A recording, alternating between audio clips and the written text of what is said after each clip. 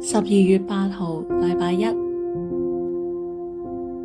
以賽亞書35章1至4節：曠野和乾旱之地必然歡喜，沙漠也必快樂，猶如玫瑰綻放，朵朵繁茂，其樂融融，而且歡呼。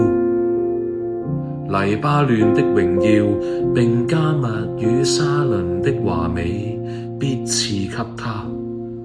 人要看見耶和華的榮耀，看見我們上帝的榮美。你們要使軟弱的手強壯，使無力的膝蓋穩固。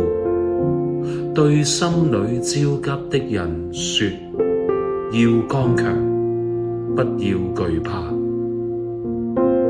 看啊，你們的上帝要來施報，要施行極大的報應，他必來拯救你們。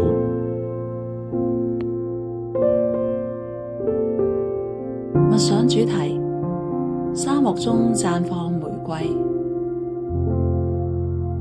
一再嘅閱讀以賽亞書35章1至2節，直到經文進入你嘅心靈當中。你可以閉上眼睛，讓腦海中呈現乾旱嘅沙漠裏邊綻放玫瑰，感受當中嘅壯觀，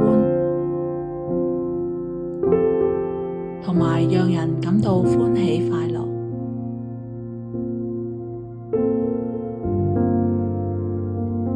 你生命中有冇邊啲嘅地方好似乾旱之地？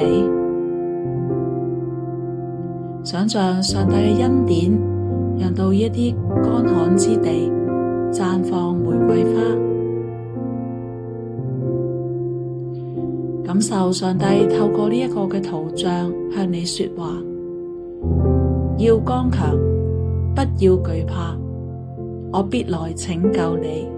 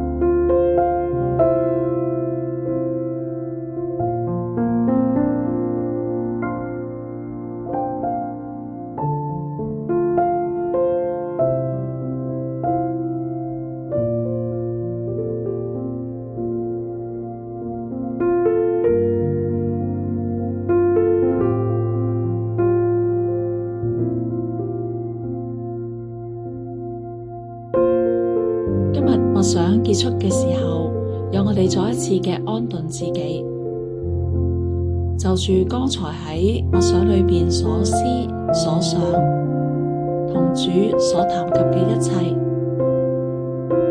而家一刻，上主呼喚你嘅名字，問你要什麼？你會點樣回應呢？將一個嘅回應配合你對主嘅稱呼，成為一個簡短嘅禱詞。吸氣嘅時候，呼喚你對主嘅稱呼；呼氣嘅時候，呼出你嘅回應。如果你冇想起任何嘅禱詞，可以參考以下嘅內容。吸氣嘅時候話，創造主；呼氣嘅時候，我仰望你。慢慢順住呼吸，重複輕聲咁樣去誦念你嘅禱詞，直到你聽到提示嘅鐘聲。